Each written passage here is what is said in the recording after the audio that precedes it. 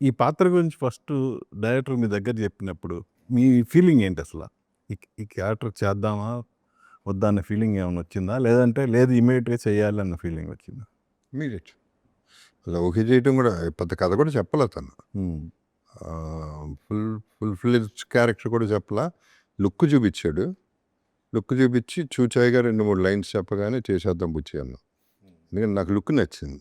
అసలు ఎలా ఇమాజిన్ చేశాడు ఈ లుక్ అనేది నాకు ఇంకా it's a shock. Because Sukumar లాంటి నాతో సినిమాలు 3 సినిమాలు చేశాడు. బట్ పుష్ప 2లో ఒక వేరే లుక్ ఇచ్చాడు. బట్ ఈ లుక్ అనేది ఎవరు ఇవ్వలే ఇంతవరకు.